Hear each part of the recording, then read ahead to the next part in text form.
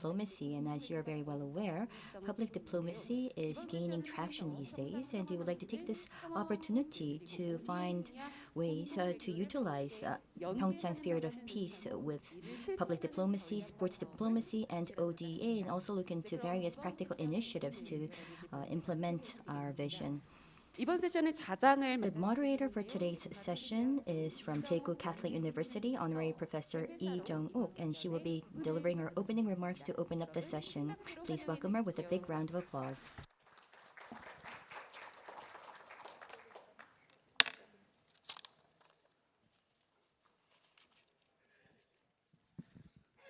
네, 안녕하십니까? Ladies and gentlemen, it is now 2022.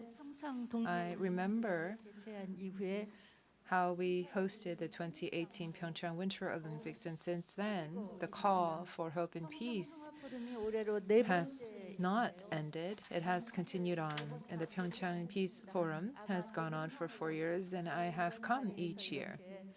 I can say with pride that I have come every year, and that is probably why they have asked me to moderate this session. And it is an immense pride for me to do so. Before we hosted and after we hosted the Pyeongchang Winter Olympics, I do believe that the Games have rewritten history. And we also have come up with the concept of the spirit of peace. The first spirit of peace, I believe, is that we have been very tenacious in trying to win the bid to host the Olympics. This tenacity is something that is very important, a huge asset for the Korean people, and I believe that this asset was in full force at the Pyeongchang Winter Olympics. The second spirit of peace is a passion of participation. The Pyeongchang people began the wave which was taken up by the people of Gangwon-do, and then it was taken up by the whole people of Korea. The global village was so excited and passioned by this outcome, and they have sent their hope and their support to Pyeongchang. The win for the bid of the Pyeongchang Winter Olympics, I believe, was a testament to the living history to all of you. So that is why this passion of participation is the second spirit of peace. The third spirit of peace is unity between the two Koreas and reconciliation. And this is not something that impacts just the two Koreas. All countries that are in conflict or on the brink of war have sent their applause to this spirit of reconciliation. Through public diplomacy and through the means of sports, we were able to transform the mood of war to that of peace. And that is, I believe, the essence of the spirit of peace here at Pyeongchang. The fourth spirit of peace is, as you know, inclusivity. When we think about the Winter Olympics, this is something that isolates those countries that are in the southern hemisphere where there is no natural snow. So for them, this was a completely different party. However, in Pyeongchang, we invited people all across the world, and we were able to transform the Pyeongchang Winter Olympic Games into a global festival for all of us. And this inclusivity is a very important spirit of peace that came out of the Pyeongchang Winter Olympics. And I believe that these different spirits of peace, even without in-depth research or study, were something that could be viscerally felt by everyone. And it's a testament to our living history, and it's an important asset to our public diplomacy. We must continue on with this legacy. In fact, the people of Pyeongchang have decided to take this up with the PyeongChang Peace Foundation to try to be systematic in their efforts to uphold this legacy. In fact, the UN Secretary General Antonio Guterres has said that in the 2022 PyeongChang Peace Forum that the spirit of peace from Pyeongchang could resonate around the world. He has sent in his congratulatory remarks to that end. I believe that this spirit of peace is ringing loud and clear, not just here in Pyeongchang, but across the world. This public diplomacy session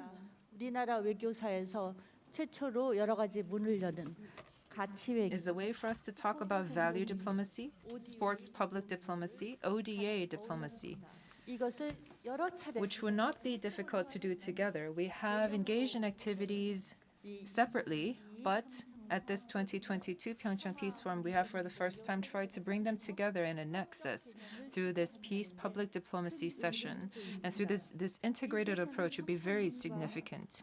This session is being hosted by Pyeongchang County and the PyeongChang Peace Foundation.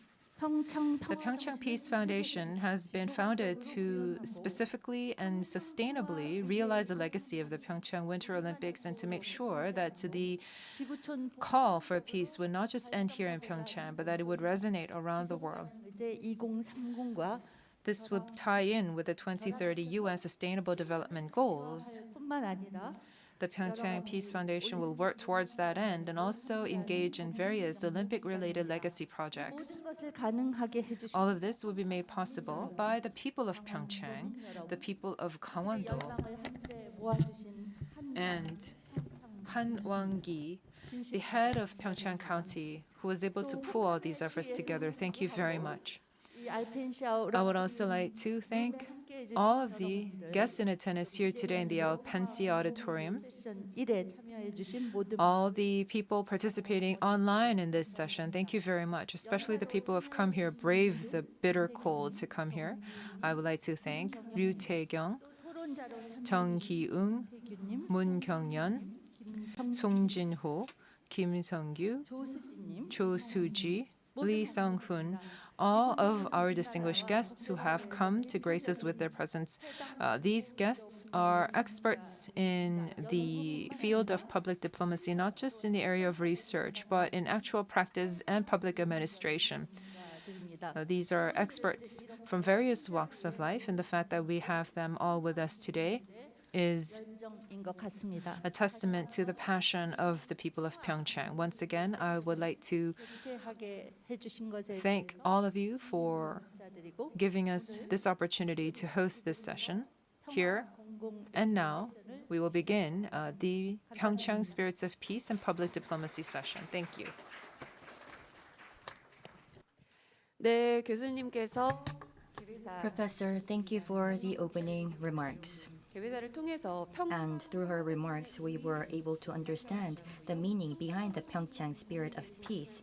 And she also mentioned that this is an important asset in public diplomacy. And as she has mentioned, the Pyeongchang spirit of peace, I hope, will define itself as a concept of public diplomacy, and I hope that we can find a way to implement the spirit of peace. Thank you very much.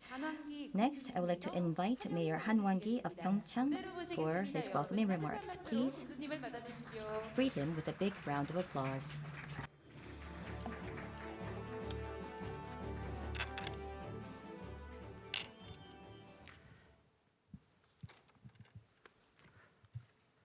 반갑습니다. Welcome. I am Han Wang-gi, Mayor of Pyeongchang-gun.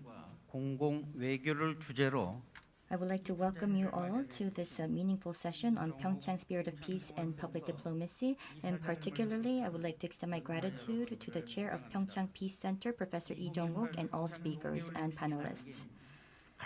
The 2018 Pyeongchang Winter Olympics has left an important legacy, which is to achieve peace utilizing sports public diplomacy. Pyeongchang is where the Korean Penisula peace process originated from, and it's about continuing on with the peace determination of the Olympics. We put together PyeongChang Peace Center to continue on with various legacy initiatives. And in this journey of peace, what's most important and necessary is to put together an action plan, and a specific action plan. Particularly in 2024, in 2023, the Youth Winter Championships and the 24 Youth Winter Olympics will take place in Gangwon province. So there are many international events to happen, and I believe that through public diplomacy and through our efforts in sports, we can bring about a great momentum of peace. The strategy and the initiatives will be brought together and devised at this session, and I believe that it will help us keep alive this momentum of the Olympics. I truly hope that you can muster your wisdom, your collaboration, so that we can have the Pyeongchang spirit of peace achieve world peace. Thank you very much. 네, 근수님 다시 한번 Thank you very much. 감사합니다. As the head of Pyeongchang County, who has touched upon the significance of this session with his very warm, welcoming remarks. And we hope that the actionable, realizable measures towards peace will be very important. And we hope that this session will lead to those fruitful outcomes. 발표와 또 토론을 Now we will move on to some in-depth presentations and discussions. 분의 패널 분들을 한 분 한 분 We would like to go in turn and introduce all of our panelists today. Our first moderator would be Lee Jungok, who is a professor emeritus at Daegu Catholic University. 네, 계속해서 연사분 소개해 드리겠습니다. Let me go on in turn and introduce our speakers, Ryu Taekyeong at Ewha Women's University, who is a Ph.D. candidate. Next, from Hankuk University of Foreign Studies, Kyung is an HK professor. From Jeonbuk National University, we have Professor Kyungyon. 대신 영상 Professor Moon is not able to join us in person. 그럼 계속 We will be watching a video. Next, I'd like to move on to our discussants in the panel. 2018 평창 동계올림픽 남북 단일팀 부주장 We have Susie was in the inter-Korean team, one of the athletes at the 2018 PyeongChang Winter Olympics. From Seoul National University, we have Professor Kim Taekyoon, who will be joining us via Zoom. Director Jinho of the PyeongChang Peace Foundation. Thank you very much. 국제개발협력학회 From KAIDEC, 역시 Chairman Kim Sunggyu of the Korea Association of International Development and Cooperation. It's a pleasure to meet you. 이성훈 특임 교수님 Lee Sung-hoon, or Anselmo Lee, specialized professor at the Global Academy for Future Civilization at Kyung University. 자장님께 I'd like to hand over the microphone to our moderator. 네, 감사드립니다. Yes, thank you very much. 평화 공공 외교 세션 1에서 Once again, this is Peace Public Diplomacy Session 1, and we'll be talking about sports public diplomacy, value diplomacy, and also how we can make this into an ODA initiative. So we have presentations as well as a discussion session with 5 prominent panelists. Amid COVID-19, 비대면을 what we wanted to do was try out this hybrid format of both offline and online participants. And I think that this will be a new format for conferences and meetings going forward. In lieu of time, I would like to go right into the presentations. I would like to ask our speakers to use about 15 minutes. And for our panelists, you have 7 to 8 minutes. And I think that that will save some time for us to entertain questions from the floor. 열어보도록 하겠습니다. 많은 말씀은 이미 모두에서 드렸기 때문에 I have already given my remarks in my opening comments, so let me now move right into the presentations. First, I would like to invite Ms. Ryu Tae-kyung of Ewha Women's University. She is a Ph.D. candidate, and with Professor Cho Gyu-seok, she has been engaging in a very important research, so she's going to share the outcome of the research. And at the Australian Embassy, she was also involved in public service, and not only that, she has also been with the Navy for about 8 years, so I do know that she has a lot of insight in how we can implement upon our vision. So a big round of applause, please, for Ms. Ryu Tae-kyung.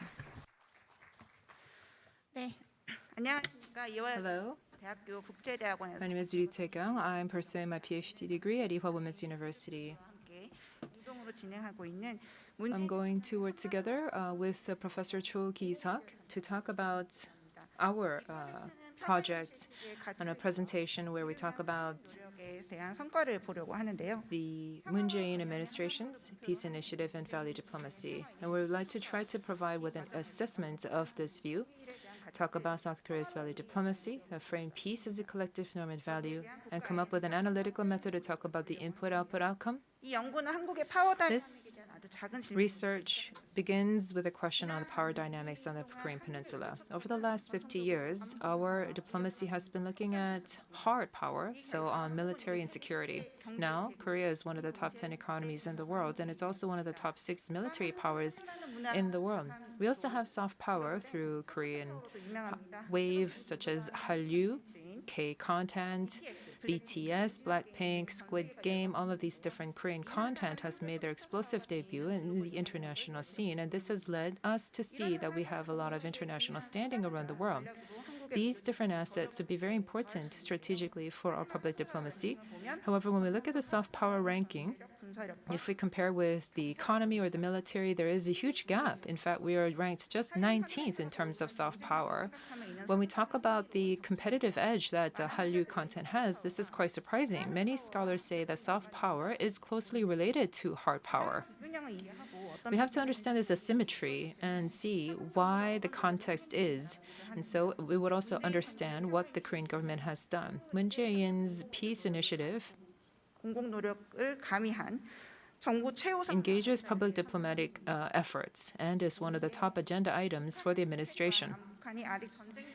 However, there is a negative image that Korea is still divided, that there are North Korean nuclear weapons, there is the risk and threat of war, and these are negative images hurting the brand of Korea. And this is the results of a public opinion poll that we were able to conduct, and this is also one of the reasons why we decided to engage in this research. We have South Korean government pursuing peace and prosperity in the Korean Peninsula through public diplomacy means by seeking cooperation with regional partners in the region of the Northeast Asia and beyond. And this is a constructionist view with peace as the identity. This is norm-based. South Korea's norm diplomacy, which is a way to try to see. It's a strategy to try to pursue national interests. In the past, Kim Dae-jung and Roh Moo-hyun administrations were all liberal administrations, and Moon Jae-in has also taken up the liberal administration. And under him, Moon Chung-in, professor, said that we would go peace first, no nukes, and no regime change. The Ministry of Foreign Affairs have also said the same thing, that it will pursue peace and prosperity on the Korean Peninsula through its public diplomacy means by seeking cooperation with regional partners in the region of the Northeast Asia and beyond. And this is the policy measure of MOFA and ultimately the Moon Jae-in administration. This concept of peace has become such an important value and strategy for Moon Jae-in. And why is that? We have transitioned and pivoted from unification to peace, and there are two objects behind this. By respecting the DPRK regime, we wanted to try to engage them in dialogue, and also we wanted to expand the agenda to not just the two Koreas, but to a larger geopolitical agenda. This means that unification is just an agenda that impacts the two Koreas, but peace would be a global agenda. When we talk about framing, this engages a lot of a communication between different actors across our society. So this theory of framing means that the message that we try to communicate would be framed in such a way that it would be responded to by the recipient in a different way. So for example, as you know, there is that war on terror. The U.S. administration used that expression of war and terror, realizing that we can be both an attack and defense, and it was a very important strategic rhetoric made by the U.S. administration, and this, in fact, helped to decrease all criticism. The framing is not just used in policy measures. For example, if we talk about same-sex marriage or gay marriage, there was that framing of love. Love is love, that it's a values-oriented frame. And this showcased the importance of universal love for LGBTQ minorities. And this was a very positive frame placed on same-sex marriage. Similarly, right now, because there's a stalemate, the Moon Jae-in administration is attempting a reframing. If we look at Robert Entman's glossary, we can say that first of all, we have to define problems, which is a standstill situation. And there were different views on unification. This is a diagnosis of the cause. And there is also this possibility of an absorption, a unification of the ROK in the US by DPRK. That was a fear that DPRK had. And there was also the need to come up with a more comprehensive concept to bring together and encompass all of the neighboring partners. And that was how the Moon Jae-in administration came upon the concept of peace, because this is a universal value. Nobody can be antagonistic towards this. And the government engaged in various different measures to try to pursue this. Under framing, there's the peace metaphor as a conceptual idea, and the story of Moon Jae-in, his family was able to escape the Korean War, and then there was the Korean people wanting unification through peaceful approach, not an undesirable war. And there was slogan, peaceful and prosperous Korean Peninsula, and using the PyeongChang Olympics. It's very strategic in terms of its approach. But how was this received? For this, we wanted to try to look at the IOO model, so input, output, and outcome, to try to look at the outcome of the policies. President Moon announces Berlin Initiative at Korber Foundation, so that was the input. And in comparison, we also tried to put in another input of President Park's Dresden Initiative, which was announced at the University of Dresden in 2014. We wanted to see what each of the presidents looked at in terms of peace and unification and the kind of messages that they attempted to deliver. Then we also looked at the output, which is media reports. Media reports, typically in public diplomacy, we see media reports as immediate outcome. After that output, we also looked at the outcome, such as the reactions of world leaders as well as public opinion. In 2014, President Park gave her speech at Dresden. She mentioned unification 34 times, but only 16 times for peace. Here, he said that we have to become a unified country and stop our division. President Park said that Dresden of East Germany was able to flourish after unification, and a unified Germany was able to become the center of Europe. Compared against Germany, she also said that we could have one system, one Korea. Contrarily, President Moon mentioned peace 49 times in his Berlin speech and unification 17 times. So we can see that this is a very big difference from President Park's speech. And even when he talks about unification, it wasn't about DPRK. Kim Dae-jung, Roh Moo-hyun, and he also was trying to emphasize that we have to have co-prosperity with the two Koreas. He has been very strict when it comes to nuclear issues, but he said that he does not want a regime collapse of the DPRK, that there needs to be coexistence and trust building between the two Koreas. And at the end of his speech, he said that to realize peace, we have to look at all of these different issues, such as terrorism and the refugee crisis, and said that Germany can overcome all of these different challenges for the sake of peace, not just for Europe, but for the world, and that the two Koreas also has to contribute to all of these different activities for the sake of Northeast Asia and the world. The output, as we can see in the media, was that in the Korean media, they said that President Moon was dreaming big dreams. And in 2017, it said that there was not a lot of movements with the DPRK, so a lot of the reports are very skeptical in nature. The domestic reports were quite skeptical, as I mentioned, but in 38 North, there was some sort of a positive spin. He said that President Moon has said that unification is not just for the two Koreas, but very prudently said that the other countries can either help or harm the efforts of the two Koreas. Korea may not be able to get complete support from the United States, but at least Korea does not want outright opposition from the other neighboring countries, and I think that this is a very accurate view. In 2014, Rudiger Frank said that it was not very complimentary about President Park's Dresden speech. He said that this is not necessarily a very sensitive document, and that it was basically negating DPRK. And he even said that the speechwriter has to be fired. If we take a look at these two speeches, the output on the NK media was also different. After just 3 days after President Park's Dresden speech, the KCNA said that this is vulgar diplomacy. And the Rodong Shinmun said that this is unification, that it goes against the people and North Korean philosophy and system. And also some very severe attacks that I cannot bring myself to say here.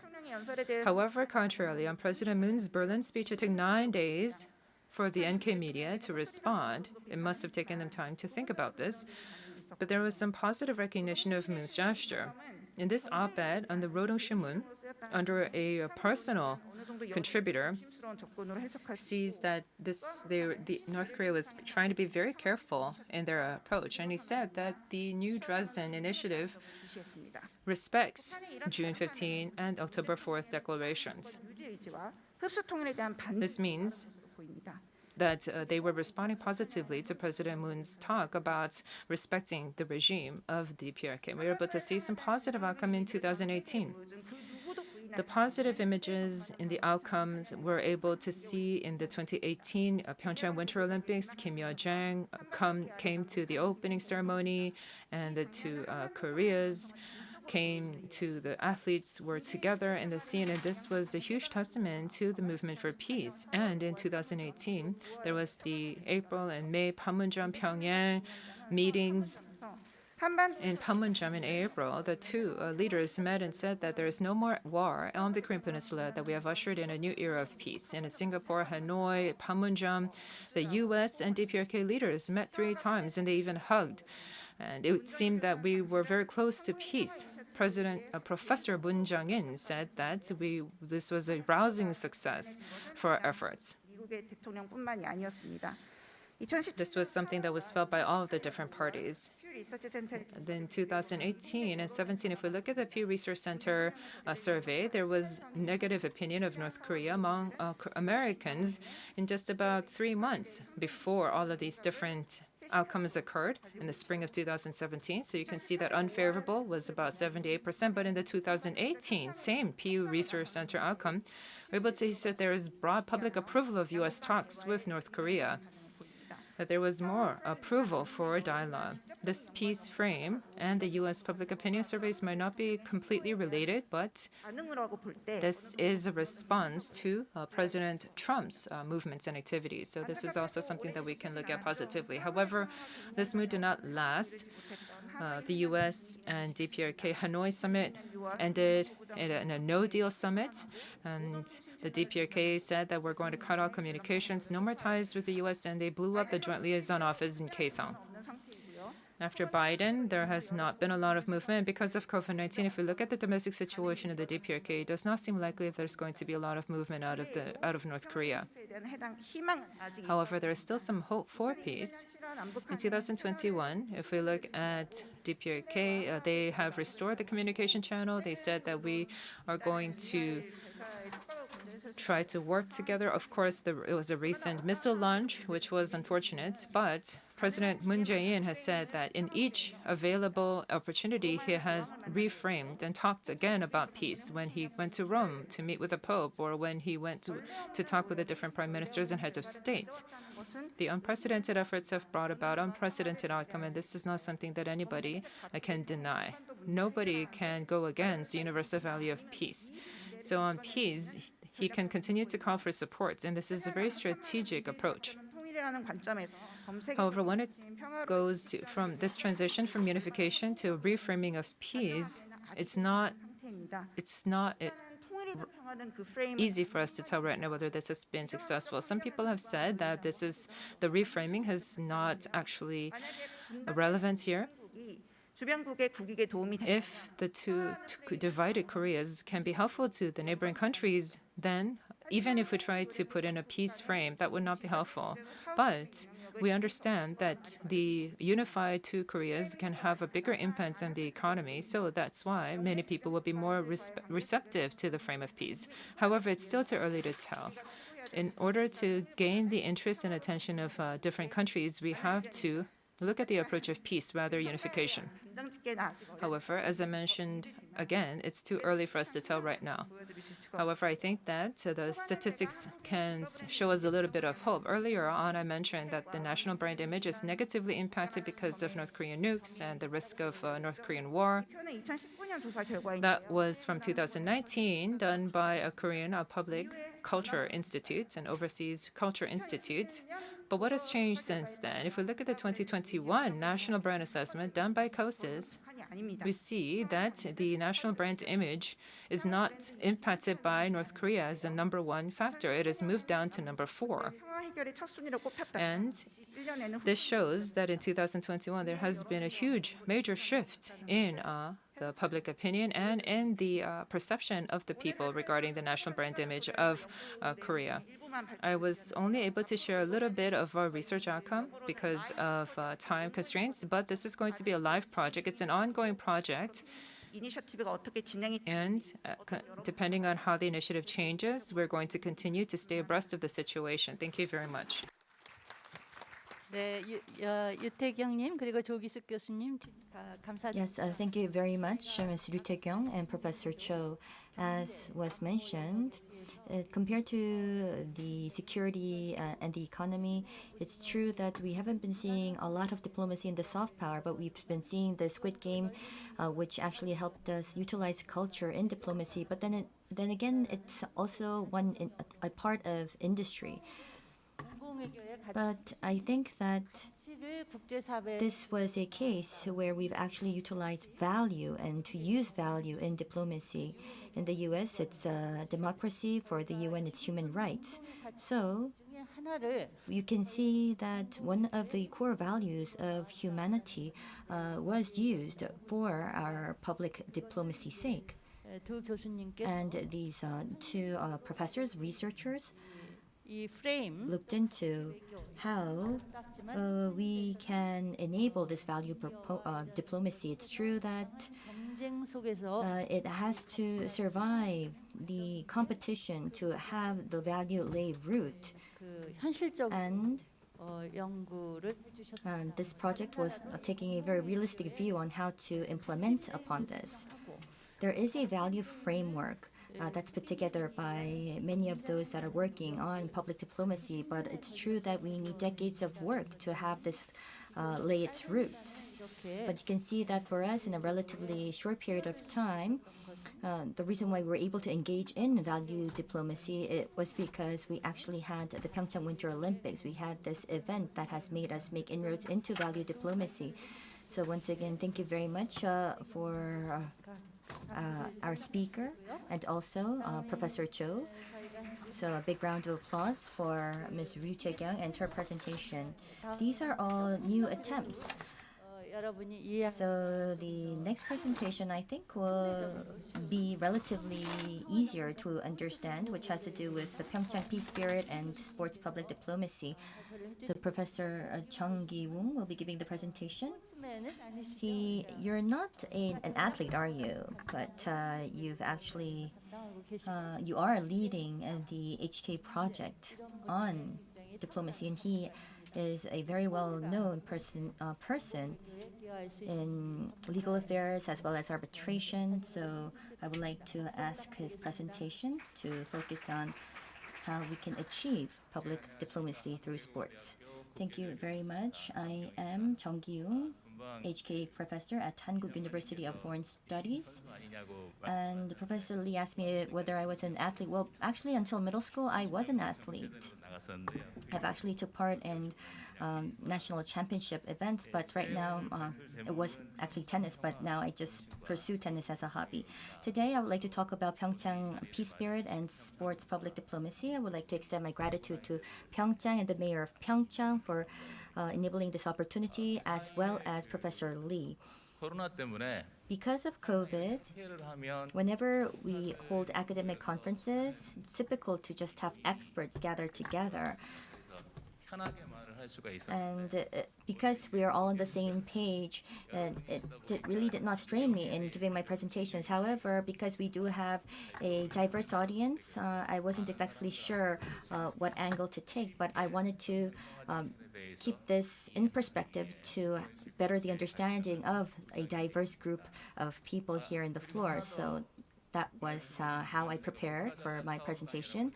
And you can see that I'm a part of a national task force, and what we focus on is on national strategies.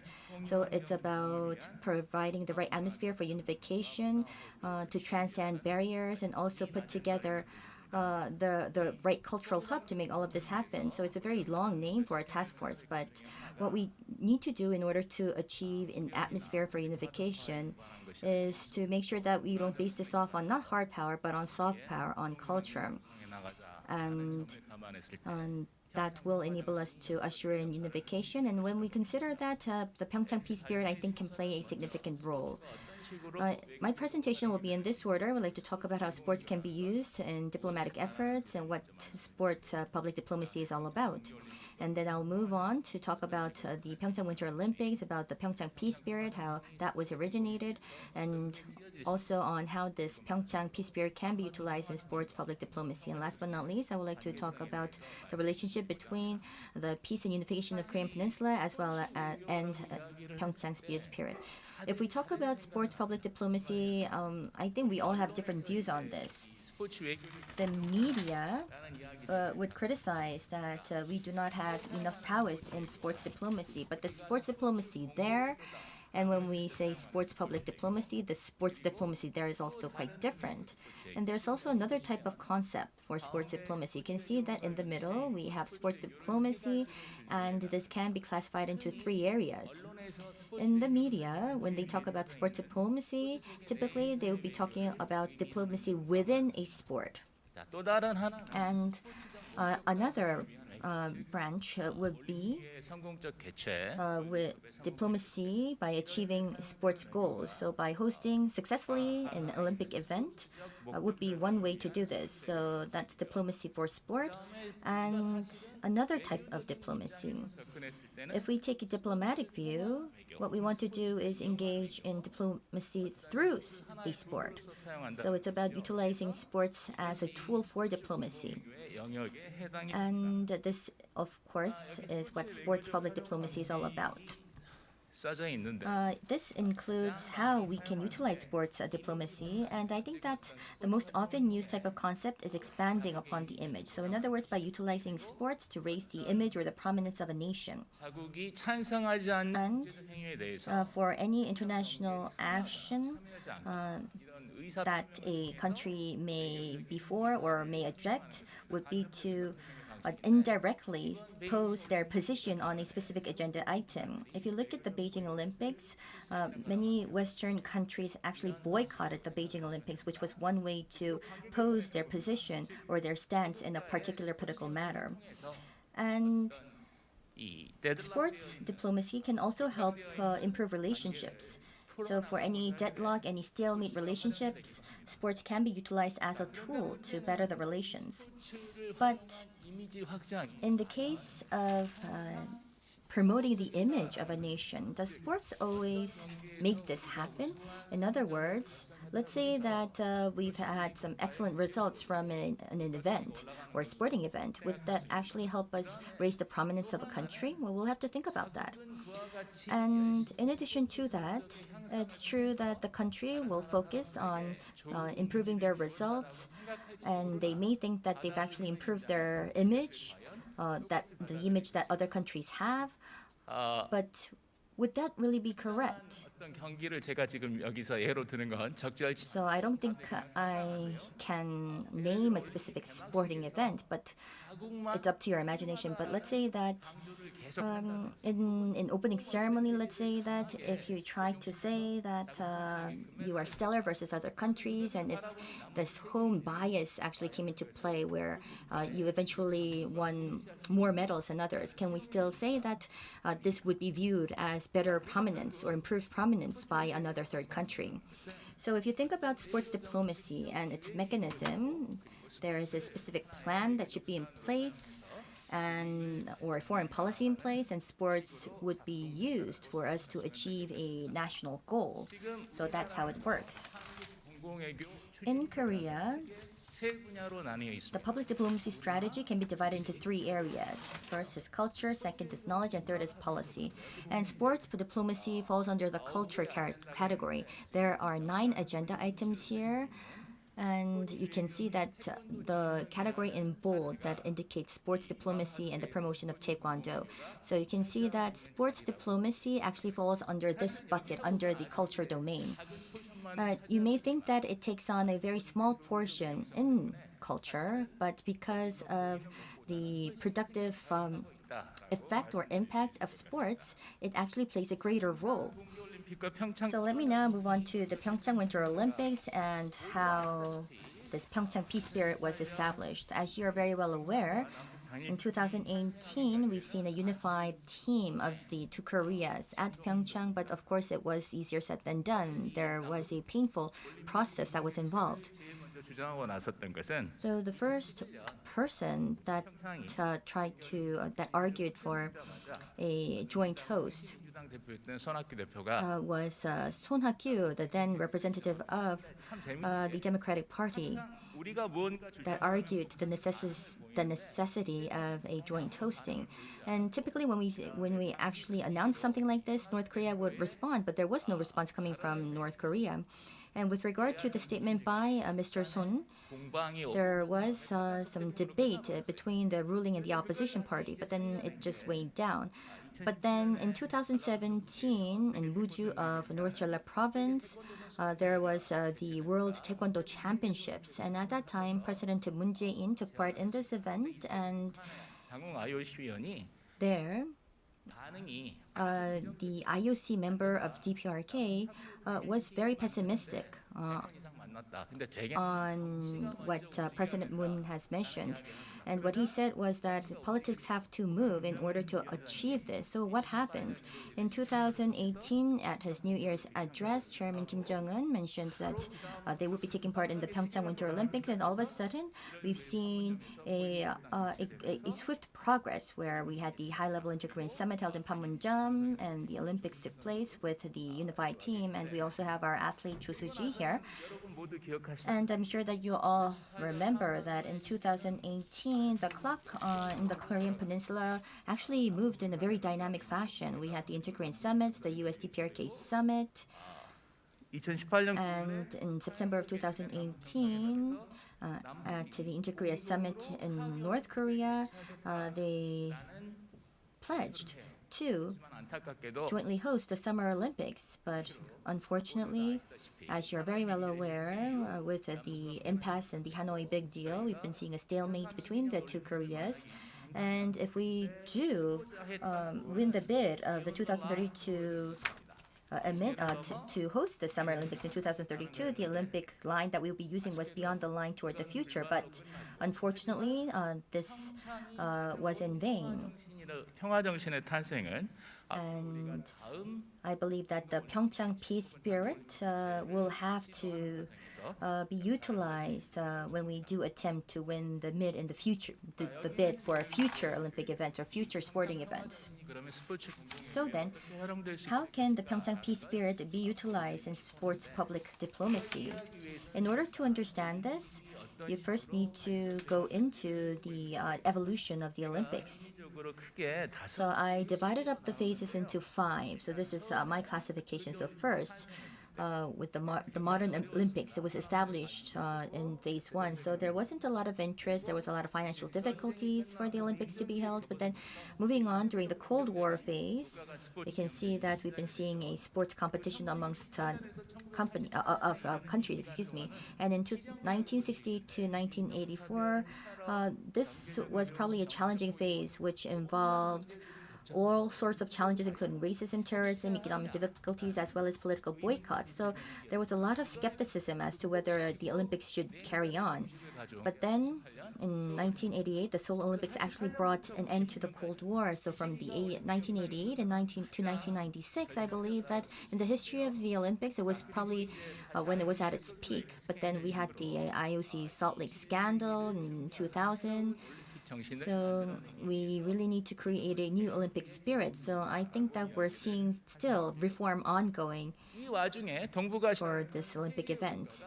And interestingly enough, 3 countries in East Asia hosted the Olympic Games. We had Japan, Korea, and China. 시간이 별로 안 남은 것 같아요. I think I don't have a lot of time, so I will just skip these slides. 여기 이제 그림을 통해 And what I wanted to show to you using this diagram was so that by hosting the Olympics, 3 countries of Northeast Asia had specific goals that they wanted to attain. If you look at the Pyeongchang Winter Olympics, for instance, it was about improving relations with North Korea to create a peace atmosphere and also trigger further collaboration and cooperation, and also find a way to promote and disseminate this idea of peace in Korean culture around the world. So that was the cultural aspect that was embedded in our Olympic Games. If you look at the various sports public diplomacy programs, 평창 드림 프로그램 I would like to mention that the Pyeongchang Dream program was probably and is probably the most effective. it's still ongoing, but due to COVID-19, it's true that we cannot 힘든 visit 사람들을 데려오는 게 힘들어. or have the youth of the warmer countries come to Pyeongchang and enjoy these winter sports. But we will be continuing on with this dream program so that we can hand down and continue to stimulate this Pyeongchang peace spirit. So 어떤 식으로 for a peaceful unification, how can we utilize the spirit of peace of Pyeongchang? 제가 작년에 2021 Last year was 2021, along with Kinu. 공공외교와 관련된 설문조사 프로젝트 I actually involved myself in a survey project on a peaceful unification. What the values that we pursued up till now was about combining unification diplomacy and public diplomacy together. 여기서 문제는 뭐냐면 But the issue here was that when it comes to the unification of the Korean Peninsula, it's true that we take this for granted, 반드시 이루어야 할 목표로 and we do know that it is a goal that must be achieved, but other countries may have a different view on this. They would say that, okay, we're fine with your unification of the Korean Peninsula, but what would be the benefits for us? So these are some of the questions that are posed. And in addition to that, if you meet with a foreign official, for instance, what would happen is 라는 they would ask, 어떻게 답변하시겠습니까? if they ask you, why do you need to unify? Why do the two Koreas have to be unified? If they ask that question to us, what would be your answer? I think that you should give some good thought to that as well. So for the unification of the Korean Peninsula, we need the efforts of the two Koreas, of course, but we also need the support of the international community. 이루어내기 위해 And in order to make this possible, of course, 우리의 당 it's important to once again persuade or convince the justification behind unification to our neighboring stakeholders and find a way to elicit their support. The Korean government has a goal for unification. You can see that in 2010, the Korean government focused on public diplomacy. It's probably the first year of public diplomacy. We have now public diplomacy ambassador, established a public foreign policy division, and we also have a public diplomacy act. And there was the first plan for public diplomacy, and it was extended by 1 year to December 2022. So was it successful or not? I think that it depends. But I can say that it's important to find a sustainable method to form a consensus with the international community on this and on this vision of unification. And one way to do that, I think, would be the PyeongChang Peace spirit. And these attempts is not to actually replace peace with unification. What we want to do is find a way to utilize peace public diplomacy to fill the gaps.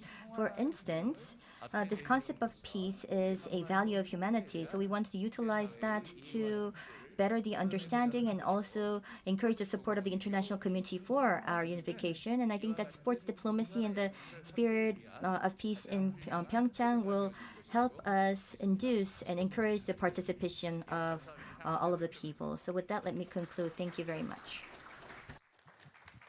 네, 정기훈 교수님 Yes, Professor Jung, thank you very much for your presentation. 올림픽이라는 스포츠를 통해서 So through the Olympic event, we are trying to 이렇게 engage in sports diplomacy, whether it be diplomacy with sports or diplomacy through sports. And I think that it will be mentioned during the panel discussion, but this Inter-Korean Unified Team, 구성하고 있는 아주 what are the implications? 치열한 경쟁 You can see that there's fierce competition, and there's also a level playing field that would be involved in a sporting event.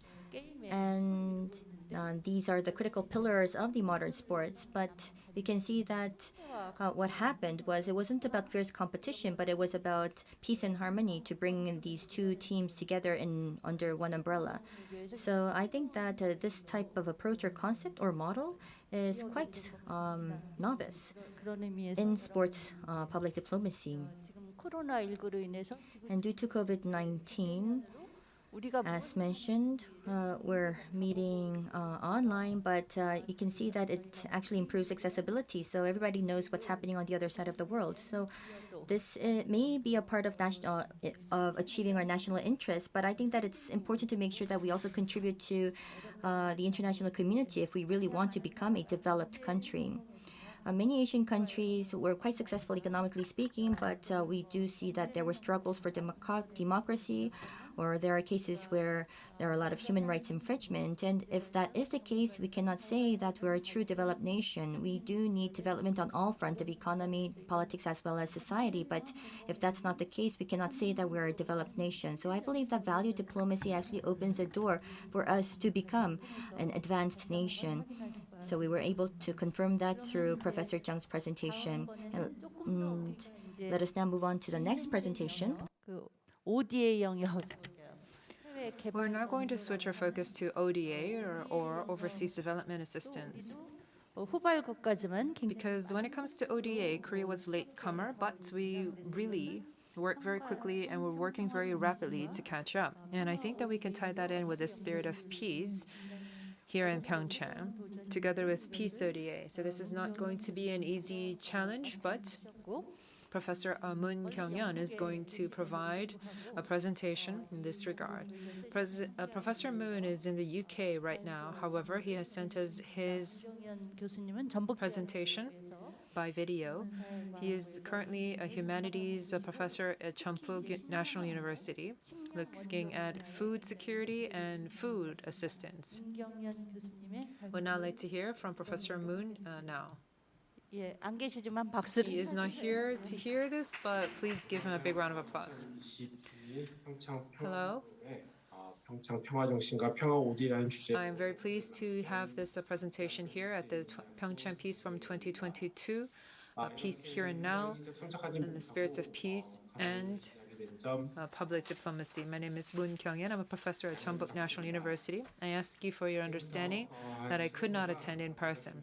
I'm going to go through my presentation for about 15 minutes or so. I'm going to share my screen with you. 네, 오늘 발표 주제는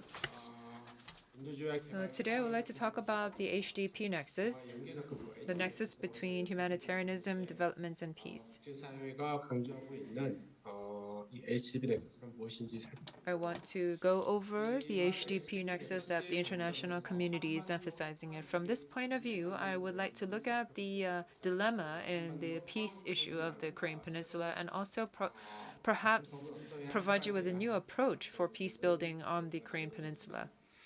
그리고 남북한 평화협력 구색의 모멘텀으로서 Also, I would like to touch upon SDGs as a possible momentum for the exploration of inter-Korean peace cooperation.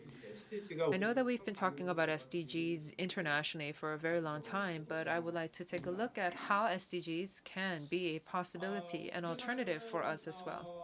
인도주의 지원과 The international community has been looking at humanitarianism, development, and peace. So in the past, they have looked at this separately, as separate approaches, but now they're trying to look at this as an integrated approach. They're trying to look at them all together as a nexus. And the international community have come upon the realization that this is very important to integrate these together. Many actors and international organizations are now looking at development, peace building from this sort of nexus approach. This is the recommendation that they have been making. HDP stands for Humanitarian Development and Peace. The first initials, HDP. The HDP nexus was introduced because over the past 50 years, the world has engaged in various different kinds of development assistance, different kinds of humanitarian assistance and peace-building activities, but we've seen that the outcome was not as successful as we might like. The World Bank as well also said that there is a need for an integrated approach. 750억 달러의 지원 And the World Bank also announced its largest funding 2019년 pledge to date, about $75 billion. The OECD DAC high-level meeting has also adopted a recommendation on the HDP nexus. 단순히 특정 기관의 이니셔티브가 아닌 국제사회 So we can see here that this is not just an initiative by a single organization out there, that this is actually what the international community is all rallying around together. 따라서 이 HD 넥서스는 내용적인 측면에서 Therefore, the HDP nexus, if we look at what it means, is that humanitarian assistance, development, and peace should be connected organically, which they are, and that we have to integrate them together for as a joint objective. 새로운 분쟁에 대처할 수 With humanitarian assistance, it could be seen as a preemptive, a kind of precondition for development, and in that regard, humanitarian assistance can be provided 환경 기반 so that the country or the nation can build their capacity to respond to new conflicts and disputes, and development assistance can provide a very necessary base for peace, and peace would also allow for sustainable development to happen. This means that humanitarian assistance is a necessary precondition for peace building, 개발을 위한 and peace building activities 환경이다라고 얘기할 수 있는 것이죠. are meant to be done in a way that humanitarian crises would not occur again. Therefore, for sustainable development and a permanent solution, development assistance and development cooperation and peace building have to be integrated together, and this is the thrust of the HDP nexus. 그 그래프가 The graph that you see 인도적 지원, is on development cooperation, humanitarian assistance, and peace building. So it's a diagram of sorts that is looking at how these 3 points are aligned, and I would like to share my screen with you again so you can see. 인도적 지원에서 시작을 해볼까요? 인도적 지원은 생명보호 및 For example, if we were to start with humanitarian assistance, there is saving of lives and rescue activities, disaster reduction, protect civilians for armed conflict and natural disaster, and satisfy the basic needs of people, and emergency relief. Now, this is a very basic kind of support and assistance that we can provide. 적인 평화, 적극적인 평화주의라는데 가장 And this would be a way for us to allow for positive peace, a very active sort of positive peace to establish itself. In development cooperation, there is the objective to decrease hardship, such as poverty and vulnerability, and also prevent and manage the outcomes of vulnerability, disputes, conflict, disaster, and also to try to strengthen the rule of law, democratic participation in human rights, and a sustainable development. And this is something that could allow for more sustainable development to happen. 따로 떼기가 All of these different 3 nexus points do not function separately, but that they should be done in an integrated manner, along with peace building, as you can see, because this would allow for a permanent peace building, the prevention of new conflicts, and the ending of armed conflicts, positive peace, and a rebuilding of the state. 다양한 또 이론들이 있는데 There are many different theories regarding this. 인권에 어떻게 영향을 미치냐에 대한 이론적 I want to touch upon a theoretical discussion that has occurred recently on how development impacts human rights. Neil Mitchell has said that economic development 경제 수준이 높을수록 can lead to political stability, which could then improve human rights situation. So the higher the economic levels, the higher the levels of human rights protection. William Easterly has said that economic development can promote human rights, but not always. It's not always the case. In fact, in some cases, economic development 상황을 악화시킬 수도 있다. can hurt human rights situations. 상황과 관계를 So 일자형으로 it's a reverse U kind of relationship between the two, economic development and human rights. Early on in economic development, there are ways done to exploit human labor. 경제 발전의 초기 단계에 So early on in the economic development stage, there are instances where human rights are violated and abused, so there needs to be some kind of institutional system in place. Samuel P. Huntington has argued that economic development does not always equate to human rights promotion. Human rights are promoted by socio-cultural factors and the values of the elite and external influences. So it would depend on the kind of culture that the country has, the ruling elites, their values. So this would mean politicians and leaders of society, so economic leaders, so corporations, CEOs, well, the kinds of values that they have and the surrounding environments of that state. Conway Henderson has said that even if a country succeeds in economic development, human rights can proceed in a very slow fashion. Political elites are responsible for slow progress made on economic growth and make it very asymmetrical. It would depend on the mindset of the ruling elites, depending on what they think and the kind of policies they pursue, that the economic growth and economic development could occur in a way that could even harm human rights. So, for example, we know of many developing nations that are resource-rich, but the resource typically is very limited, and so they would try to extract these resources and in the process bring in the military, and in that process the military elites would rise to power, and the military elites would find it in their interest to hold on to their wealth and hold on to the oppression of human rights. And if we move on, we say that Paul Collier, in another case, has said that low incomes and the possibility of a possible civil war are positively correlated. When there is low levels of development, this leads to conflict and tension, and this conflict then leads to further levels of poverty. John Barnett has said that low incomes does not always lead to war. Conflict exists because there is a lack of opportunity for development. And when there is a break in the balance of power among the wealth of society, this is when conflict arises in that society.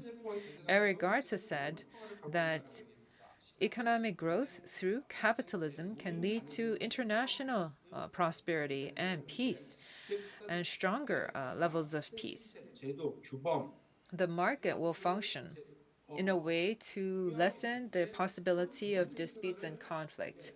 Because when there is a dispute or a conflict simmering in the surface, then the markets would react to this.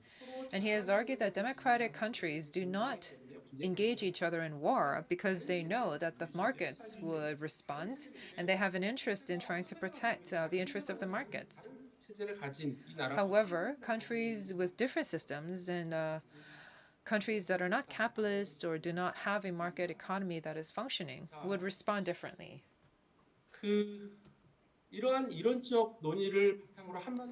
Based on these theoretical discussions, we would like to take a look at the dilemma on the issue of peace on the Korean Peninsula, and we know that the situation is very difficult indeed. As we know, there are international sanctions that are still quite severe, and there is widespread poverty and starvation. The economic difficulties are leading to a sustained humanitarian crisis, and this has also been compounded by COVID-19. The residents are not allowed to move about freely.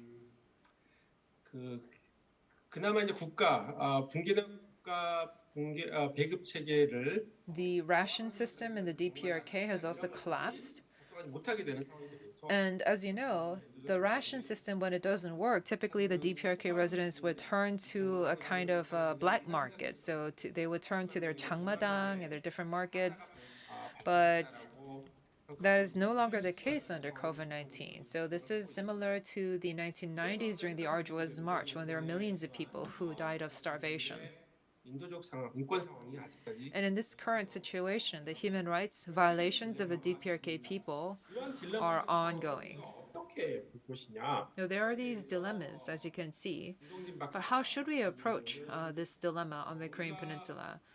In the case of Kim Dong-jin, he has said that 법을 적극적으로 좀 스터디할 필요가 있다. 적용하는 것은 we have to look at the HDP nexus and possibly explore any applications of the HDP nexus to Korean Peninsula, 이라든지 particularly when it comes to development cooperation. So when we engage in policies for development cooperation, 그래서 평화 환경, 평화 we should try to 개발 협력을 통해 see how, through development cooperation, we can contribute to peace building.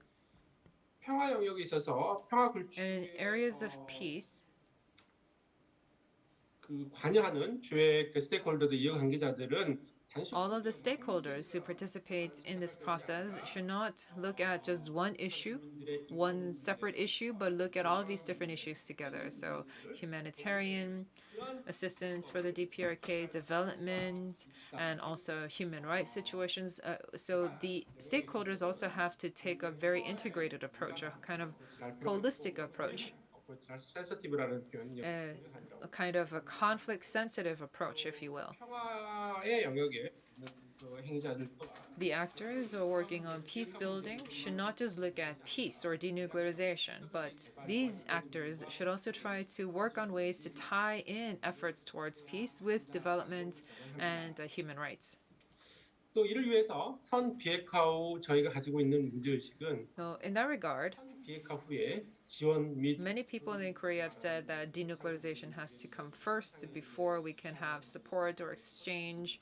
코치를 통한 평화 뭐 이런 것들 And so instead of that kind of linear approach, many people have said that we should have socio-cultural sports exchange and humanitarian and development assistance cooperation and through this we can have peace building. 어떻게 평화를 구축하는데 기여할 수 있을까? But we have to look at ways on how development and humanitarian assistance can be done in a way to assist efforts for peace. 남북 간의 대립이 긴장이 There was a lot of tension in the 2017 run-up to the 2018 Pyeongchang Winter Olympics, but the Winter Olympics then eased the tension, and this led to a mood of dialogue, and the next few years in 2018 brought about a huge atmosphere for peace for the Korean Peninsula. 그때 이후에 사회 문화 교류 인도적 개발 지원을 하자가 아니라 So as you can see here, it's not about a linear process. It's not there is a sequence of one would lead to two and two would lead to three, but that we have to take an integrated approach, inclusive of sports and cultural exchange and etc. And this could ultimately become a means to allow for peace and further on to unification. 우리의 딜레마는 이런 것 In the past, our dilemma was that 평화 구축에 development assistance 있고 많은 이론들이 그렇게 얘기를 합니다. could lead to peace, and there are many theories that argue this.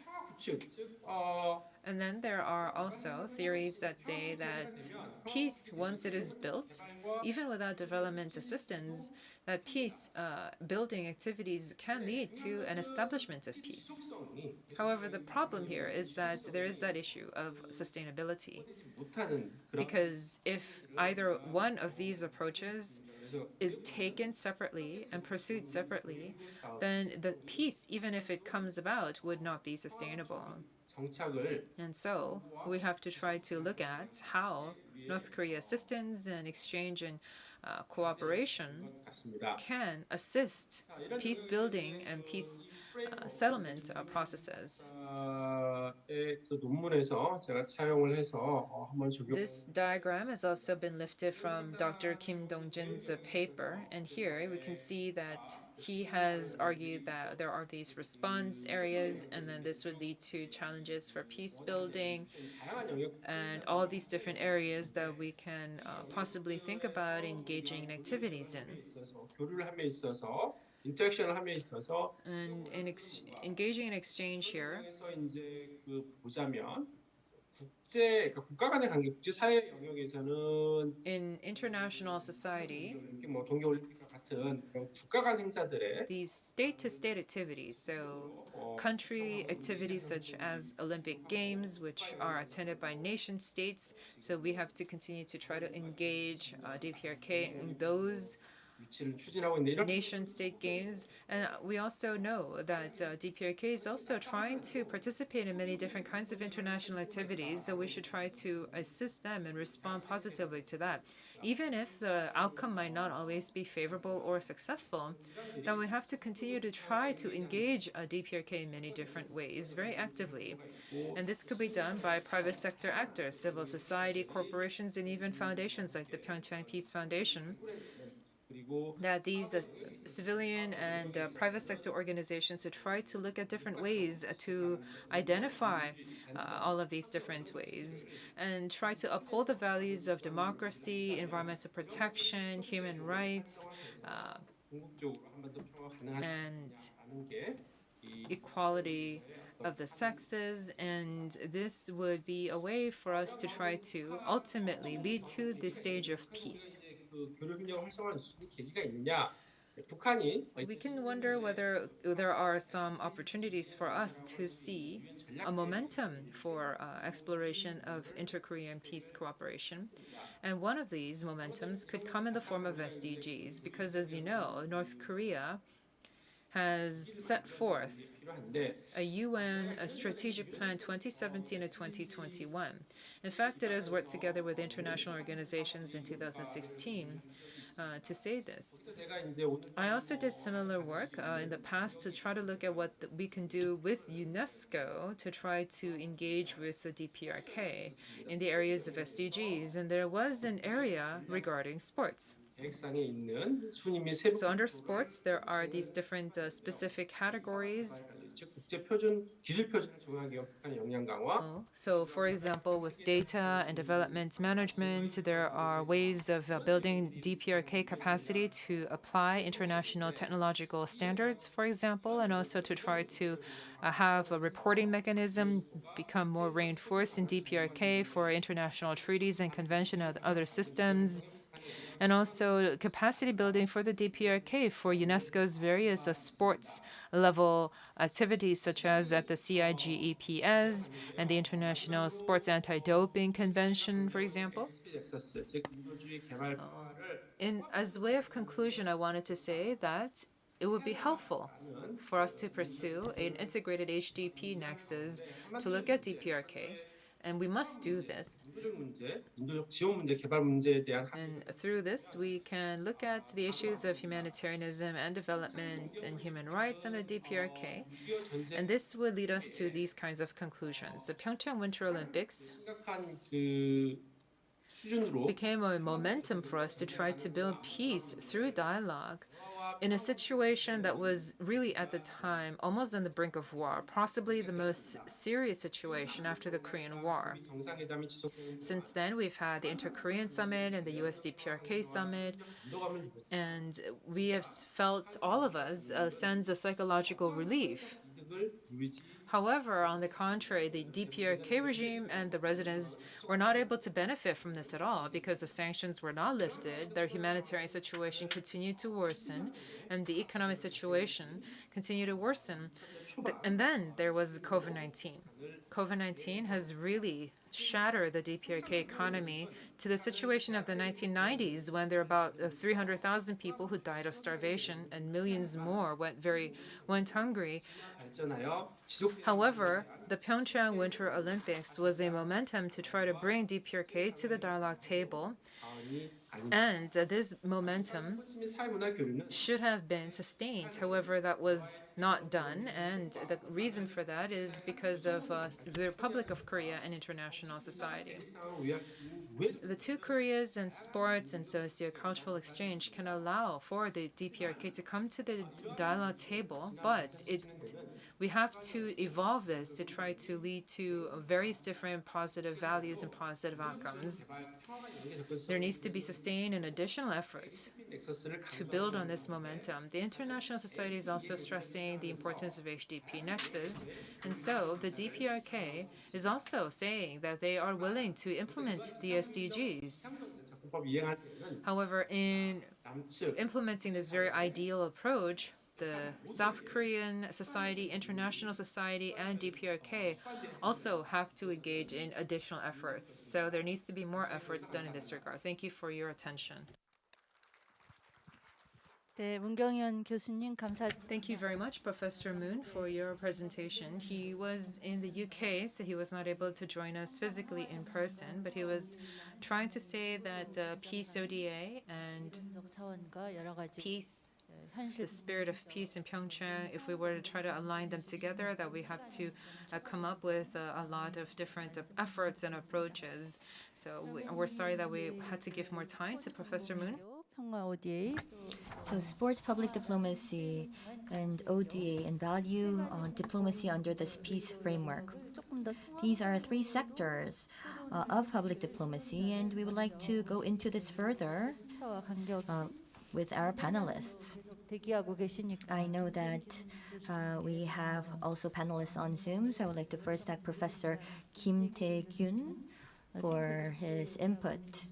He's currently professor at Seoul National University Graduate School of International Studies, and he's has also been the non-standing director for 영역에 the ODA committee, and I know that he has a lot of insights from the academia and also on the field, and also with regard to policy. So he plays a multifaceted role.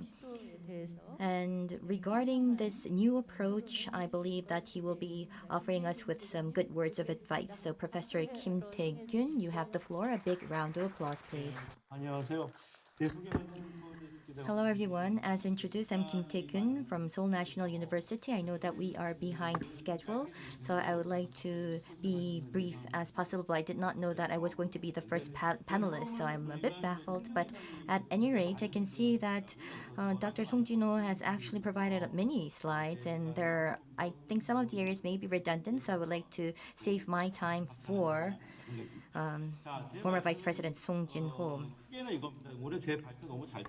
Thank you very much for all of the three presentations. And if I may give my comments as a whole for all of our three speakers, it's that we need universal public diplomacy for peace. So in other words, there's also universality and specificity that always go together. And for the peace on Korean Peninsula, when it comes to peace, it has to be universal. The current administration was particularly focused on that. We talk about universal values of peace, that's most important. But if you look at the initiatives and policies of the administration, it involves peace in Korea, on Korean Peninsula, and also unification. So what happens is the international community agrees, but to encourage them for their support, I think was not the case. So I think that we need to work further on that. So we need long-term investments in the universality of this agenda about what peace is all about for Korea, and that it actually connects to international norms, whether it be SDGs. So we need to continue on to invest our efforts to emphasize the universality, and only then can we actually make our sports diplomacy or any public diplomacy more convincing. If you look at neighboring countries, including Japan and China, it's true that they have been continuing on the theory of national development, and I think that it's also the case for Korea. In other words, it's a development-focused type of national growth, that economic growth is important, and relatively speaking, human rights or any universal values of peace in the international community was not that emphasized in Northeast Asia. It really did not receive the limelight. So I think that the role of Korea will be significant, whether it be an integrated approach or an HDP nexus. But I personally believe that Korea needs to bring together a model to set forth the principles for public diplomacy, and based on this principle, go into some specific activities, whether it be sport or any domain. So we really need to take a systematic approach. It could be the public diplomacy 2.0, but at any rate, we really need to invest our efforts in the universality. And I think that Korea can maybe become some sort of play the role of a Northern Europe country in Northeast Asia, and I think such an approach would be necessary. And regardless of whichever administration would take office going forward, we need to take this approach for Korea to be successful. And if I may also add another layer to this discourse, the HDP nexus. It was mentioned by Professor Moon, and he's not here today, so I will be delivering my comments to him separately. And I know that Dr. Song will be talking about ODA, so what I want to say is HDP Nexus considers three areas: development, peace, and humanitarianism. And if you look at the discussions up till now, we have mentioned that the three values go together and that they're all complementary, and that was basically it. But I believe that we have to go one step further. If Korea wants to continue on to utilize HDP Nexus as a policy or a strategy, we really need to mention which has the priority. In other words, we need to set the priority amongst these three values. And I think that it should be peace. And the remaining two will be playing a supporting role. So I think that we really need to define the linkage amongst these three values. And thank you very much for the presentation on the Korean Peninsula and peace on Korean Peninsula and public diplomacy. But I would like to pose a question to all of the three speakers, which would be, I can see that you all end at a positive note, and you also talk about the direction, the desirable direction forward. So yes, I do support all of your approaches, and I accept your proposals. But the common question that I have for you all is that we may be needing some recollection. So what I mean by this is that if there were some room for improvement for sports public diplomacy, what were the hurdles? So in pursuing value diplomacy, what are the hindrances? And what are the areas that we should recollect upon and improve? And that was a question that I wanted to also pose with regard to peace ODA, but he's not here. But as will be presented by Mr. Song, strategic peace, sustainable peace, there are a lot of concepts and a lot of discussions underway. So I believe that these normative dialogue and discourse, we would like to understand how much that is reflected in the discourse in Korea. And if we do not see that link, our stance will only be hollow, and it will be very difficult to align ourselves with international norms. So what I want to say is that we really need experts to come together and muster their wisdom. And it's not just a value that would be specific to Korea. We really need to find a way to link the universal values to make it a public agenda in the international world, to have it reflected on the agenda of the international community. And if that's the case, I believe that, as we can see, Sweden and Norway, they're very convincing in the international community. Korea can actually play a similar role in this very overarching framework, so whether it be ODA or sports. So actually, I would like to share more, but in lieu of time, let me close here, and thank you very much for your attention. Yes, Professor Kim, thank you very much for that very succinct comments. Thank you so much for giving us that big picture. 여러 가지 논의가 I believe that it's important to make sure that we really need to have universality well aligned with the specificity of the agenda that we have. And if we can't do that, it will just remain hollow. So he's mentioned that it's important to make sure that we need to institutionalize the universal values in our agenda and in our approach for our public diplomacy strategy to be successful, and also encourage support of the international community on this agenda for the Korean Peninsula. And in addition to that, he's mentioned that the Nordic countries are very well known for their public diplomacy efforts. In Sweden, they're known for gender equality, and if you see the case of Norway, they have leadership in climate response. And you can see that these Nordic countries all do have the center, the core, a core role that they play, and they expand upon their core in their public diplomacy. As you know, Norway, through the Nobel Prize, has been focusing on public diplomacy on peace. And if you look at Korea, it's true that maybe the center of gravity for us should be peace in our public diplomacy efforts. So that was what Professor Kim was saying. And you can see that public diplomacy has many faces. And it's true that there may be a competition for what should be the core, whether it be democracy or whether it should be human rights. So I think that right now the discourse is about that competition amongst these very different values, but he's mentioned that we really need to find a way to find the core and make it universal. And would it be okay for me to invite our next speaker that's online via Zoom? I would like to invite President 하고 저희 Kim, since he is online. And it's true that Professor Moon actually took on a lot of time, so the organizers actually gave us some additional time to continue on with our panel discussion. So let me first invite our online participant, Professor Kim. He's currently in self-quarantine, so he wasn't able to take part today in person. At any rate, Professor Kim, thank you for joining us. 이제 공공 외교 And he will be talking about public diplomacy and public cooperation. He's actually leading an association on international development cooperation. He's a well-known public advisor, also plays a leading role in this domain. So once again, President Kim, your words please. A big round of applause. 네, 안녕하십니까.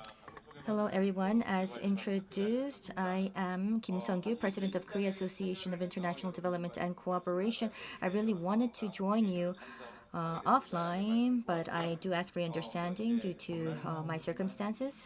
장관님, 이성훈, 총재 Professor Lee and Dr. Song, it's a great pleasure to see you, although it's online. And thank you all to the speakers and panelists, and it's an honor for me to join you. Once again, due to time constraints, I do want to just briefly comment on Professor Moon's presentation. The HDP Nexus concept is not a new concept.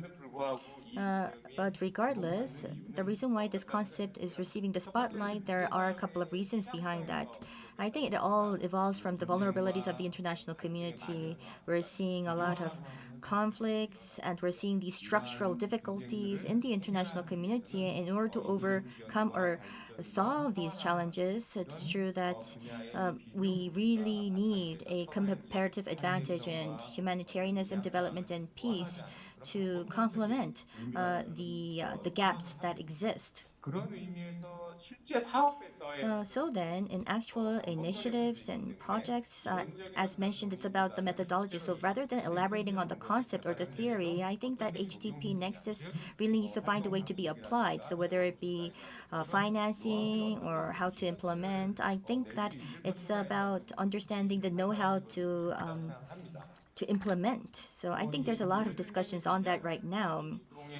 And with regard to non-voluntary movement, we've been researching this quite extensively, but it's important to understand the cause. So especially putting this under the peace framework. And as you know, we're seeing this protracted issue of refugees. So the refugees, on average, will have to live in another country for 26 years, they say. And until 2030, OECD forecasts that we'll be seeing the extreme poverty that will become future refugees. And against this backdrop, it's important to see this and refer to this HDP Nexus approach.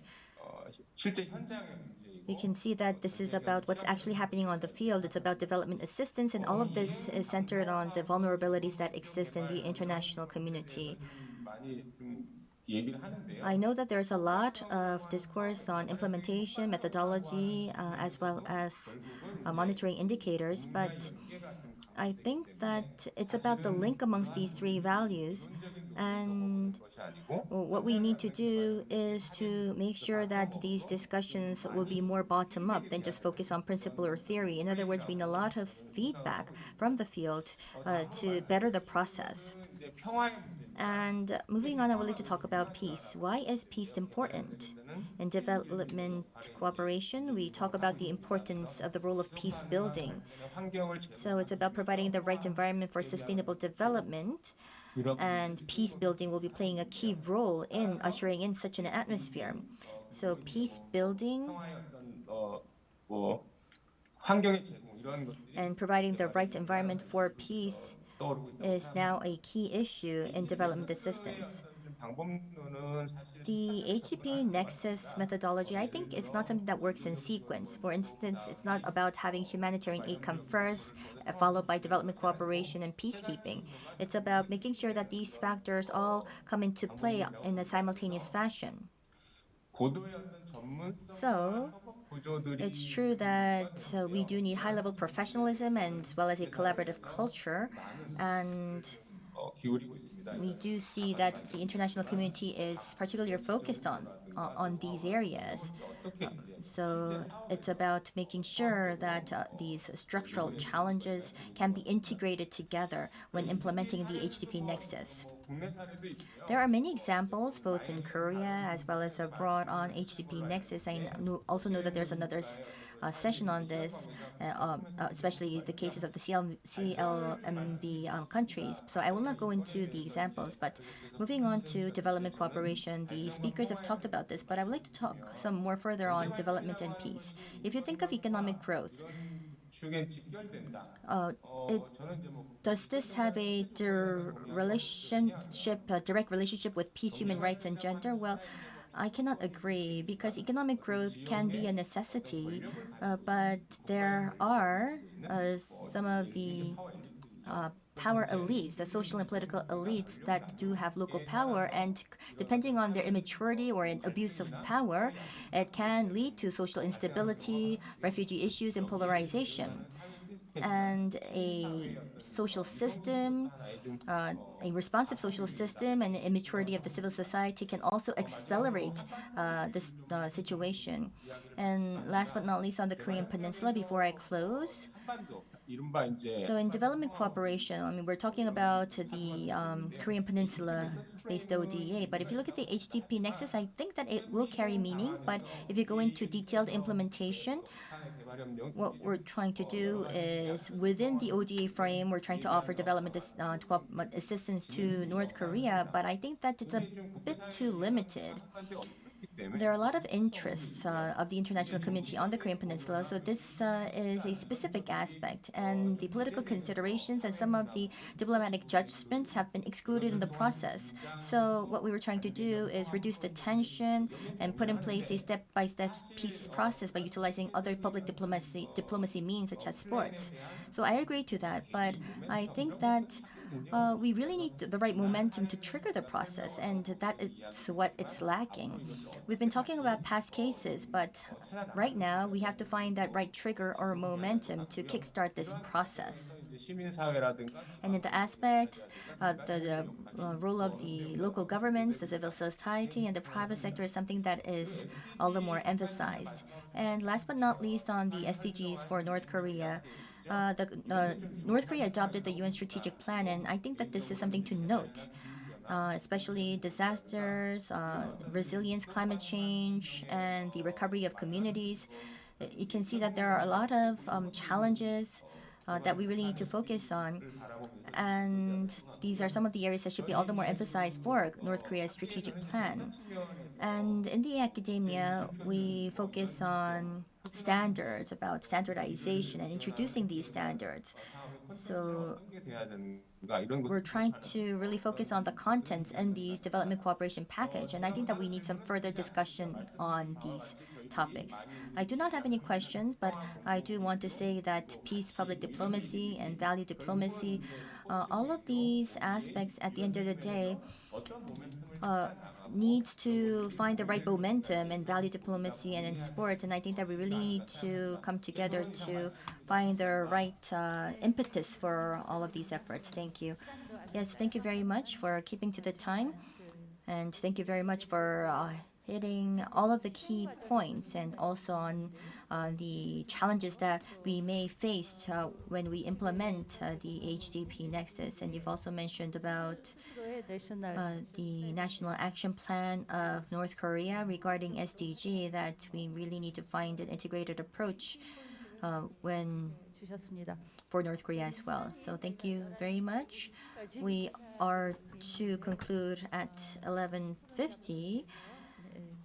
And I would like to ask our panelists to be mindful of the time. So let me now move on to Susie.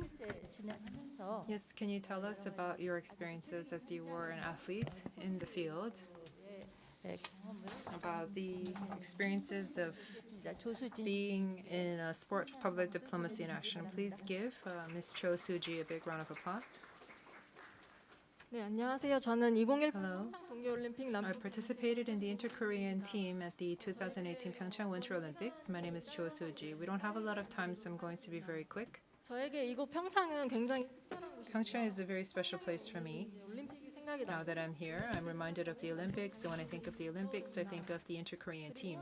북한 선수들과 함께 그렸던 And I think of 요 how we were working towards peace with the DPRK athletes. 선생님들과 함께 The fact that I'm here with distinguished speakers in Pyeongchang is a great honor for me. 발표하신 평창 평화 정신과 스포츠 Professor Kyungyon talked about Pyeongchang spirit of peace and public diplomacy. It was very impactful to me, so I'd like to give you my own thoughts based on my experiences in 2018.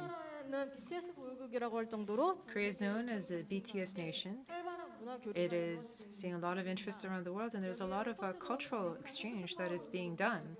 And sports is also a huge means of soft power, and Pyeongchang Olympics allow for that. 것처럼 Earlier on, as Professor Taekyeong said, the Pyeongchang Olympics brings together ICT, culture, sports, environment. It was seen as a very successful means of sports diplomacy around the world. 단일팀을 구성하는 The 과정 inter-Korean team, when we comprised it, however, it was not an easy process. It was just 3 weeks left remaining before the Olympics. We heard that there was going to be an inter-Korean team. We didn't have a choice in the matter. 도구로서 이용되어 I didn't know why sports should be used as a political tool. I had no idea why it had to be done that way because it was rushed.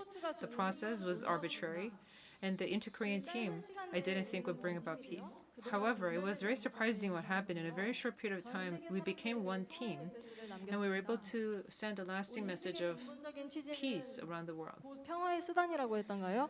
They say Olympics is a means to peace. People now look at the Pyeongchang Winter Olympics as a peace Olympics. And to be honest, before then, I was not very interested in North Korea at all. 깊이 공감. And I didn't really think about the need for unification. 휴전국에 살지만 I live in a divided nation, but I thought that Korea is very peaceful. So I didn't really think about improving ties with North Korea or about enhancing national image or etc.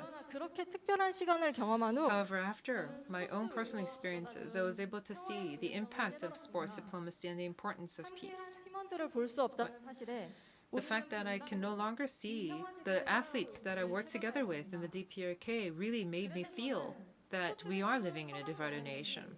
So I think that sports can build on our own mutual interests and allow for sustainable peace to take place, and that would be very helpful. The inter-Korean team was used as a tool for pursuit of national interests, but I think that it was also an example of national interests. 스포츠와 정치가 상호작용 There was no choice given to the athletes, but I hope that this can be improved while still we can maintain our work on sports diplomacy. 적으로 끝난 평창 올림픽입니다. The Pyeongchang Winter Olympics, although difficult, was successful. But was it successful internationally? 참여로 전 세계가 The DPRK participated and the world paid attention, but 주목하는 아니었을까? I think that perhaps the peace that came out of Pyeongchang was impactful only for us. 말씀하신 수용의 문제 Earlier on, Professor Jung talked about the issue 좋다고만 of receptance, because if this was good for us and we're happy about it and we talk about it, that's just boasting. 생각하고 I think that the follow-up process is more important, and the message of peace should be something that is what the whole world works towards. 최고의 행운이자 The 2024 Gangwon 2018 Winter Youth Olympics is going to be very important, 평창 강원에서는 another watershed moment for us. 팀으로 아이스하키 경기가 이루어지면 어떨까 합니다. If perhaps we can have a mixed NOC team in ice hockey, that would be 다국적 helpful because we already have a lot of exchange with the DPRK team in terms of ice hockey. 경기를 하는 것입니다. And this could be a way for us to also be like another inter-Korean team. And I'm proposing this because the 2024 Gangwon Games is being pursued right now with joint hosting in mind. So there could be mention of another inter-Korean team. 그러면 However, if it's not a planned inter-Korean team, then the athletes would be sacrificed for political pursuit again, and the same problems could occur again. 특히나 2024 강원은 The 2024 Gangwon 청소년을 대상으로 하는 올림픽이 Games is for the youth, and these youth athletes want to later on become part of the Olympic team, so we don't want to take any opportunities away from them or hurt them. 따라서 공동 개최에 있어 Therefore, 수 있는 여러 변수들을 고려하고 we have to look at the different variables that could occur for joint hosting and prepare for them. 북한의 참가 유무에 영향을 If it's a multi 모두가 NOC team, then this could be a very significant games without hurting anyone in the process. 상상태처럼 갑자기 참가 If the DPRK suddenly says that they want to participate in the games, all of a sudden, right before the games, they can participate in the multi-NOC NOC team. So it doesn't impact or negatively hurt any of the ROK players. This could also be impactful for the global village as well, for the international society. 다국적 네트워크는 This kind of multinational NOC team would be something that would just not involve the two Koreas, but everyone around the world, where we can all support one another and go beyond the miracle of Pyeongchang and have a huge impact on the international society. 선수들이 경쟁에 All of the athletes that come to Pyeongchang should not just think about competition, but would take away with them the memory of peace. 청소년들이 그 한 번의 교류와 기억을 토대로 The youth 훗날 세계 무대의 주인공이 되어 would later become actors of 국가입니다. peace around the international community, and they will become actors in the future. The winter sports is typically thought of as an elite sports arena only for advanced nations. YPC peacemakers' participation could be more helpful to spread the message that this is an inclusive Olympics, regardless of where you're from, that anyone can participate in. 청소년들이 손에 This means that youth athletes around the world can stand hand in hand and contribute to peace at 2024 in Gangwon. Human rights no They say human rights knows no boundaries. 마치겠습니다. With that, I would like to also say that peace knows no season. 계절이 없다. 감사합니다. Thank you very much. 교수님 Thank you very much, Ms. Cho Soo-ji, 경험을 for your contribution. Based on your experiences in 2018, she has proposed a possible mixed NOC team. This is a very innovative proposal. So we'll now move on. 바탕으로 준비하신 I would now like to move on to former Vice President Jinho. I know that you have a lot of presentation materials ready, but I think that you can give us a very good lesson on how we can summarize that vast amount of data. He was the former Vice President of KOICA and in Ulsan and Busan. He was also the Secretary General of YMCA, and in the area of ODA, international cooperation, you can see that he was basically the person that has brought this and reflected this into policy, also the leader in terms of implementation. So it's a great pleasure to invite Mr. Song. 맡아주시. And he's also the chair of the PyeongChang Peace Foundation. So you have the floor. A big round of applause, please. 11시 43분 제가 It is 11:43. 4분 5분 만에 PPT 42페이지 I have 42 pages. I'm going to go through them in 4 or 5 minutes. That's going to be a miracle. And I'm going to give 3 minutes to my colleague. I'm not going to go through the same thing over again, but when we talk about SDG 16, SDG 16 plus, and humanitarian assistance, ODA, and peace, how are they going to be aligned together? Humanitarian assistance, whether it be DPRK or South Sudan, we provide rice and wheat and etc. to them to allow for sustainable development. How is this tied in with peace? In the past, we looked at incrementalism. Let's give them food first, and then we can solve something else, and then go towards peace. But now we want to try to do this simultaneously. And Ph.D. for this means peace, human rights, and democracy. The HDP nexus is, I think, it's a kind of a rhetoric. It's a kind of slogan for UN. 그래서 하여튼 유엔에서도 Pathway for Peace라고 하는 At the UN, there's a pathway for peace. 또 And SDG 16 plus discussions as well. So there's a lot of a dilemma at the UN level as well. And they say that the peace agenda is now surfacing as a very important concept, and there is a lot of now experience in international society on peace and development. We always talk about how peace is for South Korea and North Korea, and there's peace for South Korea and Japan, and peace for South Korea and a third nation. But we have to also look at this integrated manner and a global approach, and I agree with that. And we have that experience overseas. We have that global experience. We can look at what UNDP has done. We can see what OECD has done and what the UN OHCHR has done. So that's why we can look at HDP Nexus here, and there's the OECD DAG INCAF and the DAG INCAF work here with the nations that are fragile and in conflict situations. We have to build the capacity of civil society and women and youth. So there are these different 9 areas that we can think about.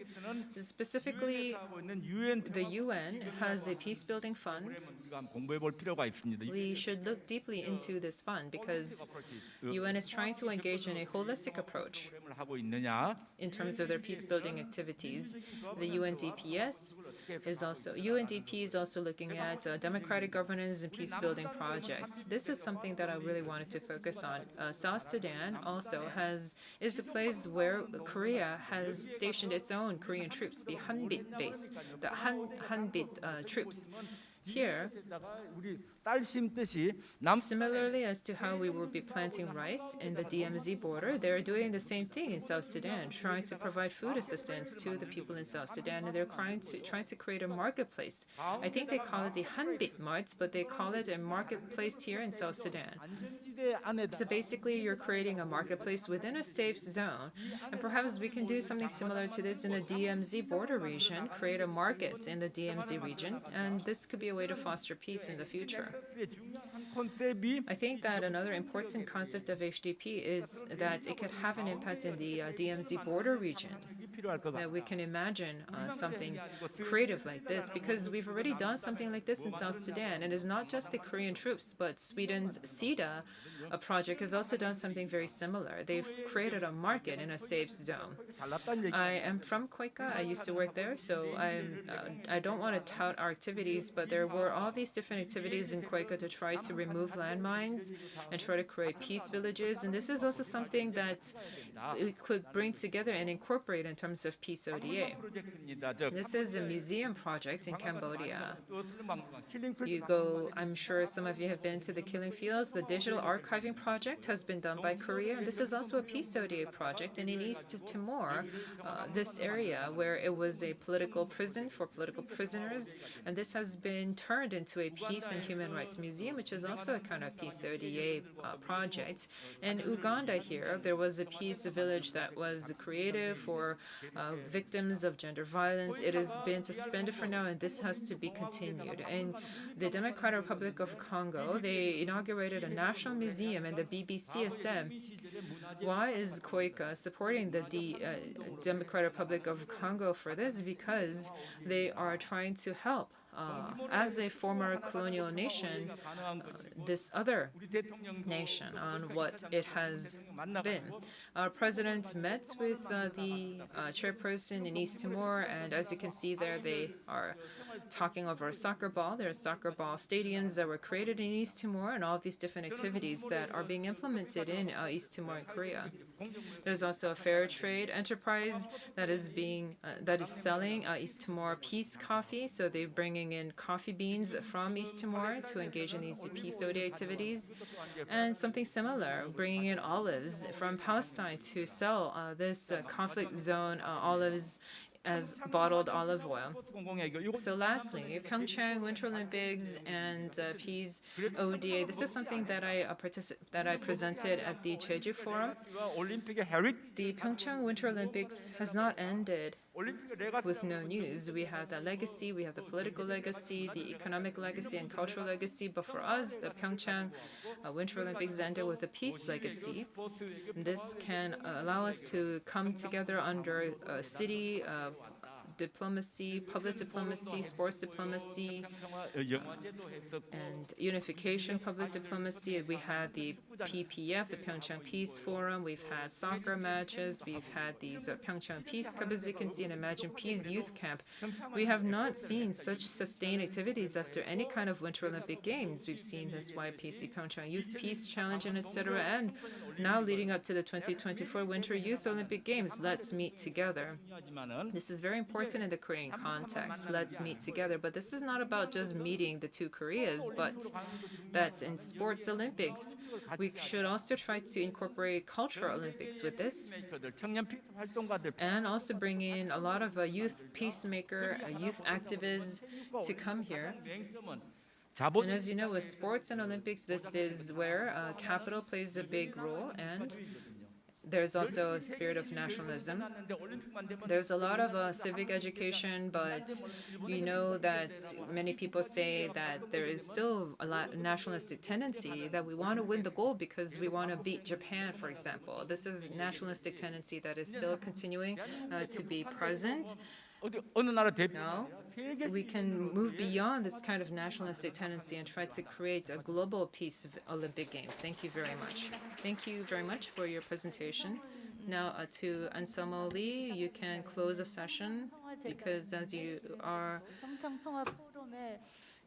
the organizer of the PyeongChang Peace Foundation, and you have continuously participated in this PyeongChang Peace Forum, and you are a civil society partnership. You are trying to create this for Asia, for SDGs, and I understand that you have miraculously created a multi-faceted different cooperative framework. So please give him a big round of applause.